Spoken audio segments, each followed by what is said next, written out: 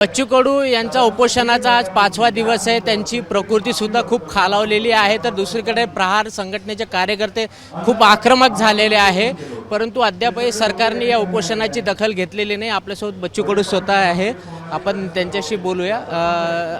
जे महाराष्ट्रभरातून त्यांना भेटण्यासाठी या ठिकाणी खूप मोठी गर्दी उसळलेली आहे। संत गाडगे बाबाचा प्रतिकृती एक व्यक्ती या ठिकाणी येऊन बच्चू कडू यांची भेट घेते। डोळ्यात त्यांच्या अश्रू येते, त्यांना पण बच्चू कडूंच्या प्रकृतीची खूप काळजी होते आणि आता ते बोलतील आपल्यासोबत बच्चू कडू, आपण त्यांच्याशी बोलूया आणि त्यांना विचारूया की नेमका कसा तोडगा निघेल। भाऊ, 5वा दिवस आहे आजचा उपोषणाचा, अद्यापर्यंत तोडगा नाही आणि कार्यकर्ते खूप आक्रमक होत चाललेले आहेत। खरं तर सरकारनं म्हणजे साधं इथं येण्याचं पण सौभाग्य दाखवलं नाही। त्यांच्यावरून त्यांची मानसिकता लक्षात येतं आणि आता 5वा दिवस आहे, मला पण आता चक्कर आल्यासारखं होतं आहे आणि उलट्या होत आहे। तर सरकारनं थोडं लवकर निर्णय घेतला पाहिजे,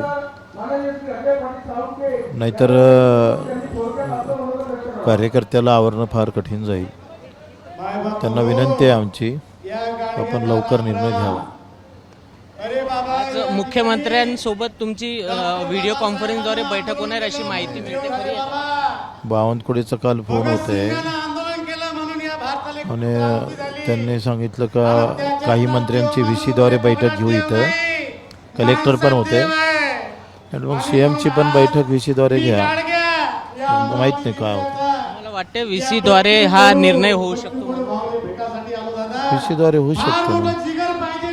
आज पण तुम्ही तुमच्या मागण्यावर ठाम राहा। निर्णय घेतला तर, निर्णय घेतला नाही तर मग आम्ही काय म्हणू। आज तोडगा नाही निघाला तर पुढची भूमिका काय राहणार? कर्जमाफीमध्ये त्यांना हमी पण घेतली नाही, पैसे आहे आता तर हमी घ्यावी आणि टप्प्याटप्प्यानं करावं। आता 25% रक्कम टाकून द्यावी बँकेत, 3 वर्षात करा, म्हणजे त्याला नवीन कर्ज घेता आलं पाहिजे।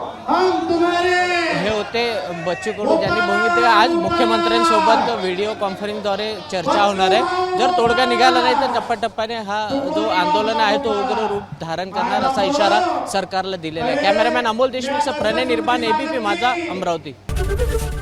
ABP माझा, उघडा डोळे बघा नीट।